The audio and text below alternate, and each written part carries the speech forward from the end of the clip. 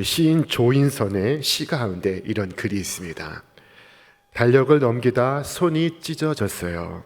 어머니가 웃으시며 붕대로 감싸 주셨어요. 얘야, 시간은 날카롭단다. 시간은 날카롭다. 사랑하는 어머니가 자녀에게 시간의 날카로움을 일러주고 있습니다. 우리 사랑하는 구주께서 우리에게는 이 시간을 조심하라고 당부하셨습니다. 너희는 스스로 조심하라. 그렇지 않으면 그날이 덫과 같이 너희에게 임하리라. 시간이 날카롭고 시간이 덫과 같은 것은 시간의 끝이 있기 때문입니다. 그리고 그 시간의 끝에는 날카로운 날이 서 있습니다. 이처럼 시간의 끝이 있다는 것은 우리로 하여금 주어진 이 시간을 어떻게 살아가야 하는가를 고민하게 하는 것입니다. 지금은 6월입니다. 아직 한 해의 절반이 남았습니다. 그러나 남은 시간을 생각하는 것은 참으로 지혜로운 일입니다. 노아의 시대에 사람들은 참 바쁘게 살고 있었습니다. 그들은 무엇 때문에 바빴을까요?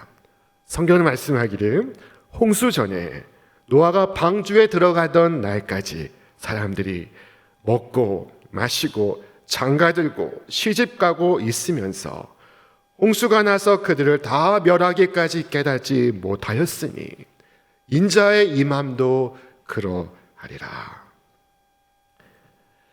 자, 대홍수가 있기 전 사람들의 모습은 우리의 살아가는 모습과 아무 차이를 발견하기 어렵습니다.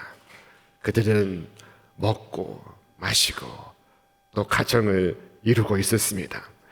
그리고 홍수가 나는 날 모든 사람을 다 쓸어가 버렸습니다.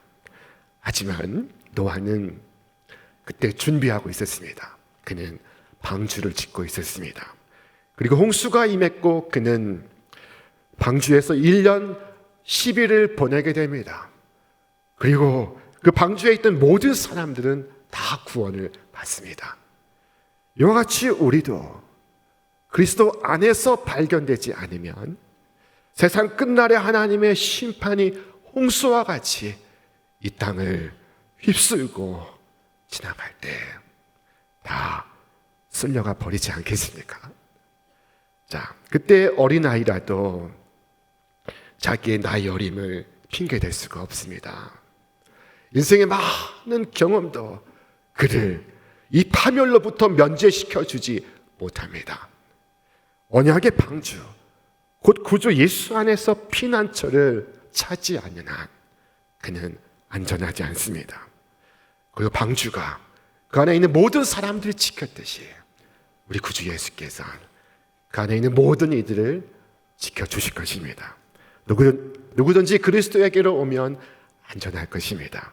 아무도 멸망하지 않을 것이며 그리스도의 손에서 그를 빼앗을 자 없을 것입니다.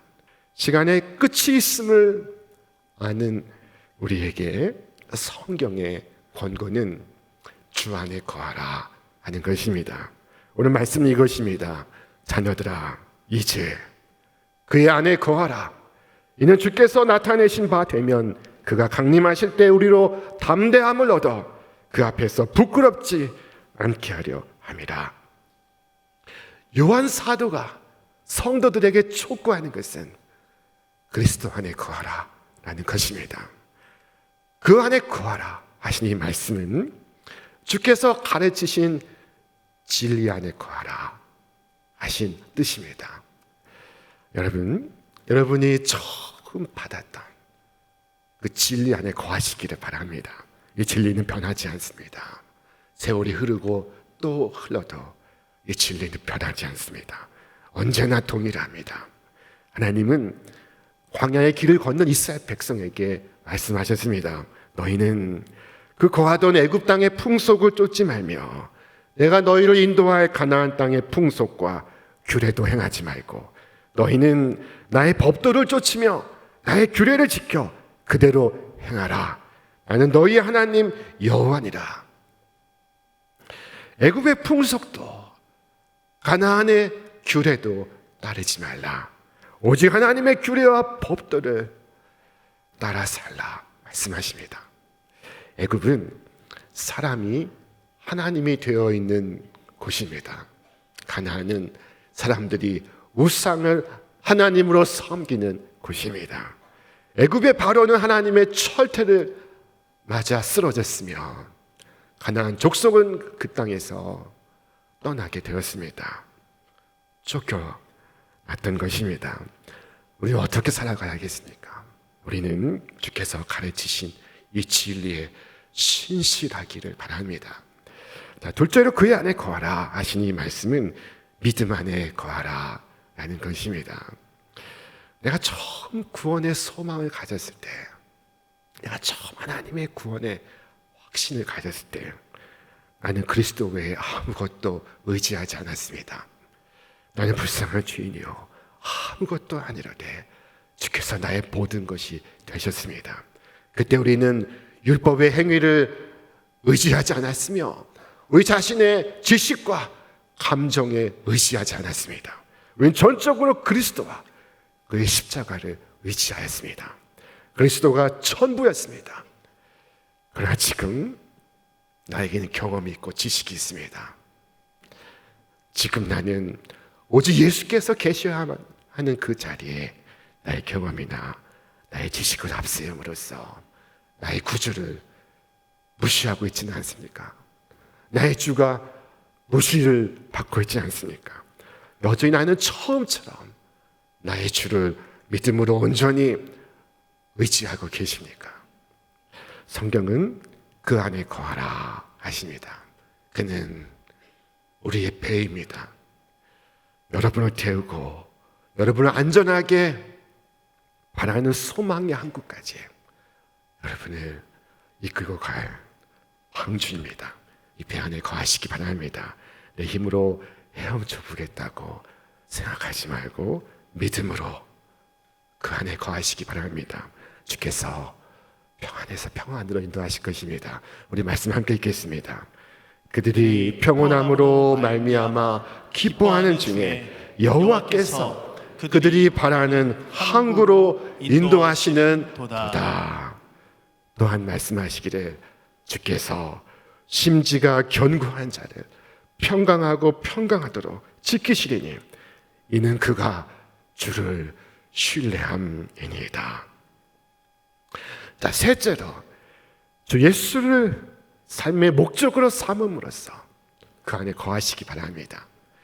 여러분은 여러분의 것이 아니라 그리스도의 것이요 그리스도께서 사심받은 그리스도의 소유입니다. 자, 주께서 피 흘려 사신 것입니다. 내가 세상에 존재하는 목적은 나를 사랑하사 나를 위하여 자신을 내어주신 그를 위하여 그를 경외하며 그를 섬기며 사는 것입니다. 자, 무엇을 하든 주를 위해 이제부터 하시기 바랍니다. 이것이야말로 가장 고귀한 영적인 삶이며 가장 아름다운 삶입니다. 밥을 먹을 때도 주를 위해 먹으시기 바랍니다. 잠을 주무실 때도 주를 위하여 주무시기 바랍니다. 주님의 법에 순복함으로써 주님과 연합을 이루시기 바랍니다. 그의 진리 안에 거하고 진리에 대한 믿음 안에 거하며 그리고 그 진리의 표준에 순복하는 삶은 그 안에 거하는 삼위일체와도 같습니다. 그 안에 거하라는 이 표현에는 깊고 놀라운 의미가 있습니다. 마치 새가 공기 중에 거하듯이 물고기가 물속에 거하듯이 우리가 그리스도 안에 거함을 의미하는 것입니다. 가장 작은 멸치가 오늘 가장 큰 고래가 물속에 거하듯이 가장 작은 자도 가장 큰 자도 그리스도 안에 거하는 것입니다. 물고기는 하늘이나 육지에서 살 수 없습니다. 그곳을 찾지 않습니다. 물고기는 물을 떠나서 살 수 없습니다. 여러분, 세상이나 세상의 죄 가운데 살지 않기 바랍니다. 그곳에서 성도가 살 수 없습니다. 그리스도는 여러분의 생명입니다. 마치 나뭇가지가 저 뿌리로부터 생명을 끌어올리듯이 여러분의 생명이 그리스도로부터 말미암고 또 그로부터 흘러나온다는 것을 상기하시기 바랍니다. 우리는 그리스도 없이 아무것도 할 수 없으며 그리스도가 없으면 우리는 아무것도 아닙니다. 그리스도는 우리의 모든 것 되십니다. 그러므로 다윗은 고백했던 것입니다. 내 평생의 선하심과 인자하심이 반드시 나를 따르리니 내가 여호와의 집에 영원히 살리로다. 다윗은 잠시 세입자로 살겠다고 말한 것이 아닙니다. 그는 여호와 안에서 영주하고 그 안에서 떠날 생각을 갖지 않고 있습니다. 여러분 모세와 같이 고백하시기 바랍니다. 우리 함께 읽겠습니다. 주여 주는 대대 우리의 거처가 되셨나이다. 마치 어린아이가 부모의 품에 거하듯이 오늘 요한 사도는 우리에게 권고합니다. 자녀들아 이제 그의 안에 거하라. 그리고 이처럼 거해야 하는 그 이유를 밝히고 있습니다. 이는 주께서 나타내신 바 되면 그가 강림하실 때 우리로 담대함을 얻어 그 앞에서 부끄럽지 않게 하려 함이라. 주께서 오실 때 나는 언제 낯을 들 수 없을까요? 주께서 오신다면 내가 언제 가장 부끄럽겠습니까? 성경은 주인이 먼 여행을 다녀오는 중에 이 종들이 살아가는 모습을 그리고 있습니다. 자, 여러분, 그때 이 종이 가장 부끄러운 순간은 언제이겠습니까? 그것은 마땅히 해야 할 일을 하지 않고 있을 때입니다. 우리는 주님의 것을 맡았습니다. 우리에게 있는 그 모든 시간과 물질과 지위와 또 능력과 어린 자녀들 주께서 내게 맡기신 것입니다. 그러므로 주께서 맡기신 것에 대한 책임이 주어져 있습니다. 그런데 악한 종은 사람을 돌보지 않고 학대를 하고 분쟁을 일삼고 술에 취하고 친구들과 더불어 먹고 마십니다. 허랑방탕합니다. 육신의 정욕을 추구합니다. 반면 충성된 종은 주인이 있든 없든 보든 보지 않든 한결같습니다. 주어진 시간을 선용하면서 사명을 감당합니다. 그는 최선을 다하여 주인의 뜻을 이루고 있습니다. 왜냐하면 주인의 임재의식 속에 살아가고 있기 때문입니다. 그는 보이지 않아도 주인의 임재와 함께 살고 있습니다. 그는 주인의 뜻을 묻고 주인의 생각을 염두에 두고 그리고 주인의 입장에 서서 일을 합니다. 악한 종은 이 충성된 종을 보면서 답답하다고 생각하고 있습니다. 악한 종은 주인이 더디오리라 라고 믿고 있습니다. 자, 주인은 속히 오리라 말씀하였는데 이 종이 더디 오겠다 믿으면 주인은 더디 오겠습니까? 그럴 수는 없습니다. 그러나 그는 자기 판단대로 생각대로 될 것이라고 믿고 있습니다. 그는 그의 사명을 이루고 있습니다. 그는 주인의 부재를 즐기며 그가 주인 되어 있습니다. 그는 임재의식이 아닌 부재의식 속에 살아가고 있습니다. 그는 주 안에서가 아닌 주 밖에서 살아가고 있습니다. 그의 운명에 대하여 주께서 예고하신 바 이 말씀을 함께 읽겠습니다. 만일 그 악한 종이 마음에 생각하기를 주인이 더디오리라 하여 동료들을 때리며 술 친구들과 더불어 먹고 마시게 되면 생각하지 않은 날 알지 못하는 시각에 그 종의 주인이 이르러 엄히 때리고 외식하는 자가 받는 벌에 처하리니 거기서 슬피 울며 이를 갈리라. 그는 큰 부끄러움을 면할 수가 없었습니다. 지금은 알지 못합니다. 그러나 그때에는 충성되고 지혜 있는 종이 나타나고 그렇지 못한 악한 종이 드러나게 될 것입니다. 주 안에서 사는 사람과 주 밖에서 사는 사람이 드러날 것입니다. 주인의 뜻대로 사는 사람과 나의 뜻대로 사는 사람이 드러나게 될 것입니다. 지혜롭고 충성된 종과 게으르고 악한 종이 드러나게 될 것입니다. 사랑하는 여러분, 우리 모두가 주께서 오실 때 충성되고 지혜로운 종으로 발견되시기를 주의 이름으로 축복합니다. 내가 오늘 세상에서 살아가는 것은 나를 사랑하사 나를 위해 자신을 내어주신 그분을 위해서 사는 것입니다. 이것이 가장 고상한 영적인 삶이요 아름다운 삶입니다. 자, 주께서 말씀하십니다. 우리 함께 읽겠습니다. 이 세상도 그 정욕도 지나가되 오직 하나님의 뜻을 행하는 자는 영원히 거하느니라. 그러므로 가서 하나님의 뜻을 행하시기를 바랍니다. 무지한 사람을 가르치고 완고한 사람을 주께로 돌이키게 하고, 그리고 언제나 사랑하는 자녀들에게 주의 교훈을 베풀고 주인의 아름다운 이름을 선전하시길 바랍니다. 오직 주의 법에 순복함으로 주님과 연합하시기를 바랍니다. 주 예수께서 오실 때 저는 주께서 제가 성경을 읽을 때, 성경을 묵상할 때, 혹은 기도할 때, 혹은 지금처럼 설교를 할 때 저를 발견하셨으면 좋겠습니다. 여러분, 언제 어떤 모습으로 주님 앞에서 발견되기를 원하십니까? 주일학교에서 아이들을 가르칠 때, 찬양대에서 주님을 찬양할 때, 보이지 않는 곳에서 주의 이름을 높일 때, 무엇이든 예수님의 이름으로 할 수 있는 일을 하는 중에 발견될 수 있기를 바랍니다. 주께서 다시 오실 때까지 우리 모두에게 사명이 주어졌습니다. 여러분은 하나님께서 보내신 자리에서 최선을 다하고 있어야 합니다. 주께서 말씀하셨습니다. 주인이 혹 2경에나 혹 3경에 이르러서도 종들이 그같이 하고 있는 것을 보면 그 종들은 복이 있으리로다. 어떤 경우에도 주를 섬기시기 바랍니다. 항상 섬기십시오. 열심히 섬기십시오.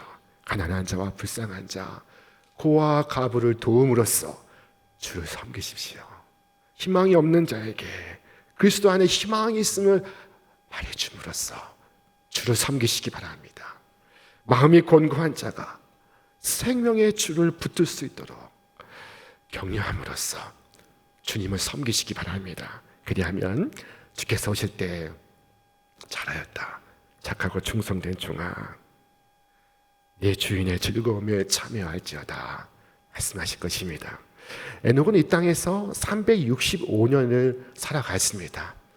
마치 365일처럼 그는 365년을 살아갔습니다. 그런데 그가 하나님과 동행하였으며 주님을 증언하였습니다. 성경은 그에 대하여 말씀하기를 믿음으로 에녹은 죽음을 보지 않고 옮겨졌으니 하나님이 그를 옮기심으로 다시 보이지 아니하였느니라. 그는 옮겨지기 전에 하나님을 기쁘시게 하는 자라 하는 증거를 받았느니라 하였습니다. 에녹은 단순히 하나님을 사색한 것이 아니요, 하나님을 생각한 것이 아니요, 하나님에 대해 토론한 것이 아니었습니다. 그는 날마다 하나님과 동행하였으며 의롭고 거룩한 삶을 살아가며 주님을 증거하였던 것입니다. 자, 그보다 더 준비된 삶은 없습니다. 그러면 아무것도 여러분을 부끄럽게 하지 않을 것입니다. 주께서 다시 오실 것입니다. 지금도 오시고 계십니다. 주께서 말씀하시길 내가 진실로 너에게 말하노니 너희 중에 누군가는 죽기 전에 인자가 그 왕권을 가지고 오는 것을 볼 자도 있느니라 하셨습니다. 자, 6월이 되면 대학교에서는 학기 말 시험을 봅니다. 6월이 되면 학생이 학기 말 시험은 오지 않을 거야, 오지 않을 거야 아무리 말해도 시험은 기어이 오고야 맙니다. 설마 주께서 오실까? 설마 할지라도 주께서 기어이 오실 것입니다. 하늘로 가심을 본 그대로 오실 것입니다. 인자가 아버지의 영광으로 주의 천사들과 함께 오리니 그때 각 사람이 행한 대로 갚으리라 하셨습니다. 여러분 기억하십시오. 우린 주인이 아닙니다. 단지 주인의 것을 맡고 있는 자입니다. 그러므로 주께서 오시면 내가 행한 일에 대한 결산이 있을 것입니다. 우리의 인생은 반드시 결산된다는 것을 기억하시기를 바랍니다. 그러므로 여러분의 사명의 자리로 돌아가시기 바랍니다. 자신 하나님께 드리고 하나님의 영광을 위하여 살아가시기 바랍니다. 성경은 우리에게 권고하고 있습니다. 그러므로 내 사랑하는 형제들아 결실하며 흔들리지 말고 항상 주의 일에 더욱 힘쓰는 자들이 되라. 이는 너희 수고가 주 안에서 헛되지 않은 줄을 압니다 하셨습니다. 어떤 사람은 자신이 죽는 날이 예수께서 오시는 날이라고 믿고 있습니다. 그렇게 생각해도 좋습니다. 어떤 의미에선 성도가 죽을 때 그리스도께서 오시는 것이 맞습니다. 죽음은 비밀을 계시합니다. 많은 사람은 죽음이 찾아오기 전까지는 불신자로 지냅니다. 그러나 죽음의 순간이 되면 모든 사람의 불신이 사라질 것입니다. 죽음은 단번에 의심을 날려버릴 것입니다. 그때 죄인은 그 앞에 형벌이 기다리고 있음을 분명히 깨닫게 될 것입니다. 그는 살아계신 하나님을 무시하고 대적했던 모든 것을 인하여 심각한 혼돈에 빠지게 될 것입니다. 그는 자신이 경멸하였던 주님의 십자가의 은혜와 그가 거부하였던 우리 구주 예수와 그 자신이 잃어버렸던 하늘의 영광과 그 자신이 빠지게 되는 지옥의 공포로 인하여 전율하게 될 것입니다. 자, 그는 지금까지도 들어본 적이 없는 끔찍한 선고를 듣게 될 것입니다. 우리 함께 읽겠습니다. 저주를 받은 자들아 나를 떠나 마귀와 그 사자들을 위하여 예비된 영원한 불에 들어가라. 사랑하는 여러분, 악인은 그의 길을, 불의한 자는 그의 생각을 버리고 여호와께로 돌아오라. 주께서 말씀하십니다. 그리하면 그가 용서하시리라. 우리 하나님께로 돌아오라. 그가 너그럽게 여기시리라 말씀하였습니다. 사랑하는 여러분, 하나님의 그날이 심판의 날, 두려움의 날이 아니라 소망의 날, 기다림의 날, 축복의 날이 되시기를 주의 이름으로 축원합니다. 우리 모두는 주의 일꾼들입니다. 그리스도 오심을 준비하며 주께서 보내신 가정에서 일터에서 맡겨진 사명을 이루시기를 바랍니다. 허리에 띠를 띠고 그리고 어두운 밤 등불을 밝히며 주님을 기다리시는 여러분 되시길 바랍니다. 그리고 주께서 오실 때 그 모습을 발견하시기를 주님의 이름으로 축원합니다.